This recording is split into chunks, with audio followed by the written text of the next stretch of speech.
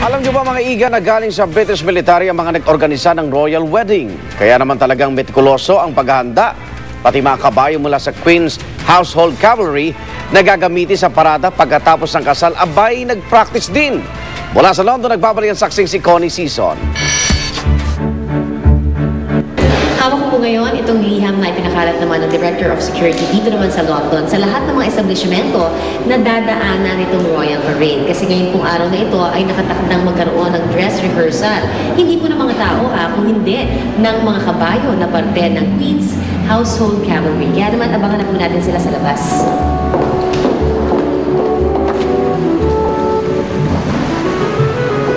Pasado alas 5 na madaling araw, sinarapan samantala sa mga motorista ang mga kalye mula Buckingham Palace hanggang Westminster Abbey.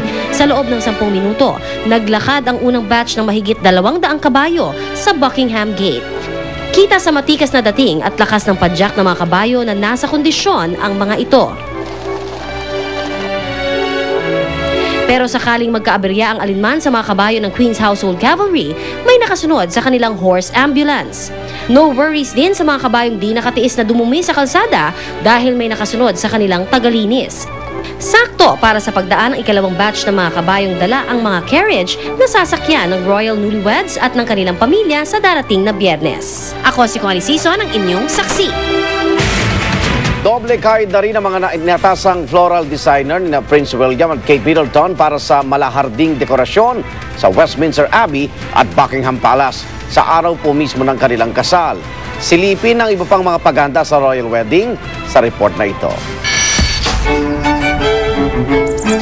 Dito sa Windsor Great Park sa Berkshire, England, manggagaling ang ilan sa mga bulaklak na magiging palamuti sa kasal ni Prince William at Kate Middleton. Pinili ng royal couple ang London-based floral designer na si Shane Connolly para idisenyo ang floral display sa kasal na ang tema ay naglalarawan daw ng language of flowers.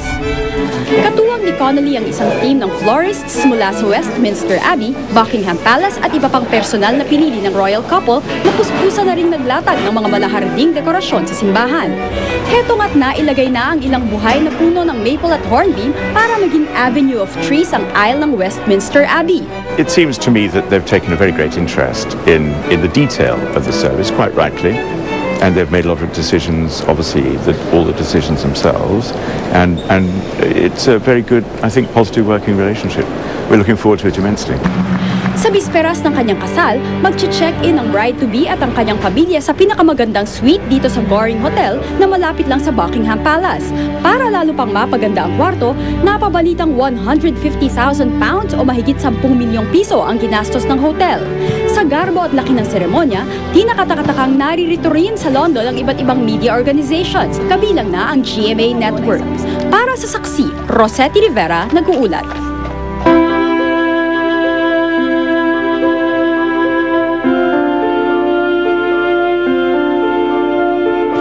Sa loob na mahigit 400 taon, si Pope John Paul II ang kauna-unahang nahalal na Santo Papa na hindi galing sa Italia. At bago ang kanyang beatification sa linggo, balikan natin ang naging buhay ng tinaguriang Pope of the People sa report na ito. Marami ang nagulat sa una niyang paglabas sa balkonahe ng Vatican bilang ika-264 na Santo Papa noong 1978. Bago kasi nito, sa loob ng mahigit 400 taon, puro galing Italia ang mga Santo Papa. Kaya hindi inasahan ang Santo Papang isinilang na si Karol Józef Wojtyła, manggagaling sa bayan ng Wadowice, Poland. Mula sa simpleng pamilya at bunso sa 3 magkakapatid na ulila sa ina si Karol Józef sa edad na 8.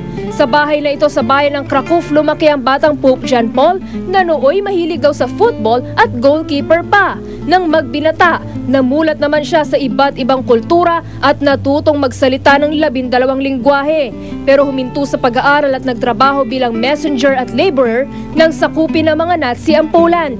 Nang pumanaw ang kanyang ama dahil sa atake sa puso, tuluyan na naging mag-isa na lang sa buhay si Karol, kaya siya nagpari at naordinahan noong 1946.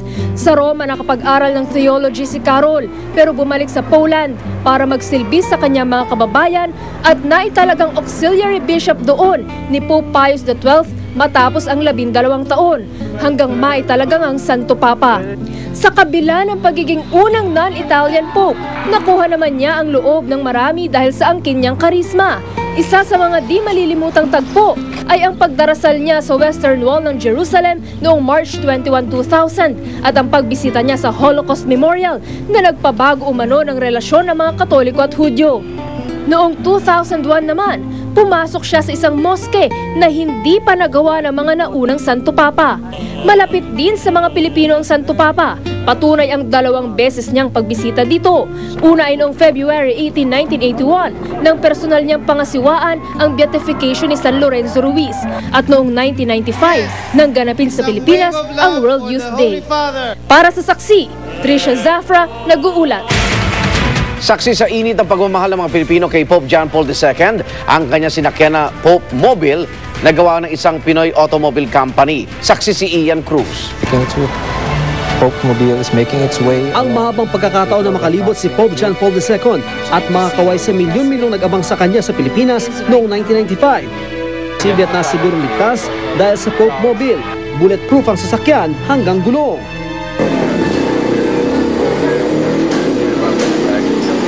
Sa Santa Cruz, Maynila ako natunto ng sasakyang gawa ng Pinoy Automobile Company na Francisco Motors. Sa tahanan kasi ng pamilya Trahe, nilinis at kinumpuni ang Pope Mobile.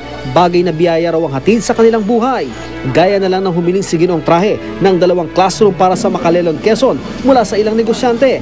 4 na classroom daw ang ibinigay. Sabi ko, ito na siguro ang basbas. Ito ang kahulugan ng kanyang pagpunta rito. Sapagkat ang classroom ay makakatulong to sa napakaraming bata. Si Mang Rolando Cruz, driver naman at taga-kondisyon nito matapos ang 1995 World Youth Day. Nagdadasal daw siya lagi tuwing imamaneho niya ngayon sa iba't ibang simbahan ng Pope Mobile. Kwento niya, tinesting pang barilin sa sakyan para matiyak ang kaligtasan ng Santo Papa. Masaya ako kasi pinagmaneho yung ginamit ko yung sasakyan niya, yung sasakyan ng Pope Mobile. Ako nagmamaneho ngayon kaya masaya ako nung nalaman ko siya ay magiging santo na. Masidhiri ng paggunita sa alaala ni Pope John Paul II dito sa Bulacan, kung saan matatagpuan ang replika ng kanyang tahanan. Sa Gang Little Poland, bahagi ito ng National Shrine of the Divine Mercy sa Marilao. Na one way to share that experience is to come up with the exhibit of House of John Paul II. Maging sa Manila Cathedral, ginunita rin ang tinaguriang Pope of the People. Mismong si Pope John Paul II kasi ang nagdeklarang isa ng basilika ang Manila Cathedral. Eksaktong 30 taon na ang nakakaraan. Nakikita ng Papa na talagang mahal tayo. Binigyan niya tayo ng pinaka-rare gift because this is the only church or cathedral na ginawa niyang basilika motu proprio on his own motion. Siya mismo. Ako si Ian Cruz, ang inyong saksi. Sa ibang balita, walang irregularidad sa ginawang paglipat ng Administrasyong Arroyo sa PhilHealth ng 530 million pesos mula sa pondo ng OWA. Yan naman ang iginiit ng ilang opisyal ni sinampa ng reklamong plunder ni Attorney Frank Chavez. Saksi si Jam Sisante. Ang mga kopyang ito ng mga check-in ay pinakita ni dating PhilHealth CEO and President Francisco Duque III. Patunay raw na di ginamit sa 2004 presidential campaign ni Nooy Pangulong Dore Macapagal Arroyo ang 530 million pesos OWA Medicare Fund na pinayagan niyang malipat sa PhilHealth. 2005 ang petsa sa cheque kung kailan nailipat daw ang pondo, halos 1 taon pagkatapos ng eleksyon. Kaya sabi ni Duque, wala raw basihan ng reklamong pandarambong na isinampa ni dating Solicitor General Frank Chavez laban sa kanya, kay dating Executive Secretary Alberto Romulo, dating OWA Administrator Virgilio Angelo at ngayon Congresswoman Arroyo. There is a law, Republic Act 7875, that mandates the coverage or the provision of health insurance to all citizens of the Republic. It is really meant to unify all Medicare systems. Mga OFW rin daw ang nakinabang sa pondong inilipat sa PhilHealth kaya wala raw anomalya rito.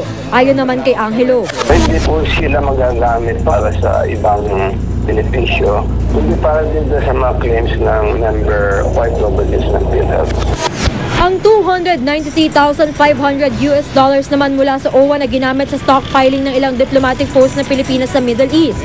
Hindi raw ilegal at ginamit umano para sa mga OFW na maaaring maapektuhan ng gera noon sa Iraq. Sabi ng palasyo, wala raw silang problema kung hihinga ng OWA ng mga dokumentong maaaring kailanganin sa investigasyon. Senador Panfilo Lacson naman, todo suporta sa investigasyon para raw makasuhan si Arroyo. It's about time kasi it's been almost a year, and hindi pa natin napapanagot yung dapat managot. Marami pa akong dokumento nakatago doon sa baul. Kaya pag simula ng sesyon, re-reviewin ko lahat yung mga dokumentong nasa akin at tingnan ko paano makakatulong. Marami ring kumontak sa akin na mayroon pang ibibigay ng mga additional documents. Kasi ngayon maglalabasan from the woodwork dahil alam nila ito yung pagkakataon nila at ito yung kanilang pag-asa na maaring may umusad na kaso. Wala pang tugon dito, gayon din sa mga inihaing reklamo ang kampo ni Congresswoman Arroyo. Ako si Jam Sante, ang inyong saksi. Samantala, posibleng tumaas ang pamasahe ng Philippine Airlines bunsod ng patuloy na pagtaas ng presyo ng aviation fuel. Saksi si June Veneracion. Nitong Marso 12, sabay ng pagpasok ng tag-init kung kailan dagsa ang mga turista at nagsisiuwi ng probinsya, ang pag-aproba sa petisyong taasan ang fuel surcharge ng Philippine Airlines ng Civil Aeronautics Board. At posible pa itong masundan para naman sa ilang gustong mag-abroad via PAL. Sa bago kasing petisyon ng flag carrier sa CAB nitong Abril 12, humihingi ang PAL ng 26% dagdag singil sa fuel surcharge para sa mga biyaheng Manila to Canada at Manila to US maliban na lang sa Honolulu. Kung dati raw kasi ay nasa $100 per barrel ang aviation fuel, ngayon nasa $140 na raw ito. So yung increase na $40 per barrel will amount to like $240 million additional cost to PAL. So kailangan naman siguro ma-recover namin tong cost na. Wala tayong magagawa kung itataas. Hindi ka makakapag-complain. Dapat may panahon na pag tumas yung mga krudo, huwag nilang isabay. Dahan-dahanin nilang. Wala pang pasabi ang iba pang airline company kung magkakaroon din sila ng taas pasahe. Habang pinag-uusapan ng taas pasahe, taas sahod naman ang patuloy na sigaw ng PAL Employees Association na sa unang pagkakataon ay nakaharap ang PAL management sa National Labor Relations Commission. Pero wala pa rin konkretong napagkasunduan ng dalawang panig maliban sa pagharap muli sa Mayo 16. June Veneracion ang inyong saksi. Dahil pa rin sa patuloy na pagmahal ng langis, tumaas na rin ang presyo ng shampoo, sabong panlaba, panligo at toothpaste. Pero paalala ng Department of Health, dapat pahalagahan ang malinis sa mga katawan para makaiwas naman sa bulutong at iba pang sakit ngayong summer. Saksi si Lia Manyalak. Mapa-artista man o ordinaryong Pilipino, dumarami na ang bumabati ngayon sa pamamagitan ng pagbeso o pagdidikit ng pisngi. Pero babala ng Department of Health, may mga sakit na pwedeng makuha dahil sa beso. Tulad daw ng bulutong na uso ngayong tag-init at hindi agad nahahalata ang sintomas sa mga unang araw ng pagkakahawa. Very contagious actually, so madali siyang maka-infect ng tao. It spreads through, yung particles at saka yung touching the things that the infected person touches. Yung bed clothing niya, even the spoon and forks, syempre magkakaroon ng secretions. Best advice is keep yourself healthy and avoid yung very, very close proximity. Malinis na pangangatawan ang isa sa mga paraan para makaiwas sa bulutong at iba pang sakit ngayong summer. Pero problema para sa ilan ang pagmamahal ng maraming personal hygiene products nitong Lunes. 3 hanggang 7% ang itinaas ng presyo ng ilang brands ng sabong panligo at shampoo, pati na rin ng ilang toothpaste. Ibig sabihin, piso hanggang 3 piso ang itinaas sa presyo ng ilang brand ng toothpaste. 25 centimos naman para sa isang maliit na sabon. Bago nito, nagmahal na rin daw ang mga sabong panlaban nitong Pebrero. Ang dahilan daw ng pagmahal ng mga personal hygiene product ang pagtaas ng presyo ng produktong petrolyo. Dahil chemical-based nga itong mga ibang produktong nabanggit ko, apektado because of fuel increase. So hindi lang yung fuel na ginagamit ng sasakyan, no? Di ba? Yung sangkap mismo ng raw material. No? Ako si Lia Manyalak, ang inyong saksi. Saksihan mamaya ang kwento ng ilan nating kababayan na nagkaroon pambihirang pagkakataon na makaharap ng malapitan si Pope John Paul II. Never before seen video ni Prince William habang nasa military service, inilabas sa publiko. Social networking site na Friendster magre-reformat. Huwag bibitiw, sama-sama pa rin tayo magiging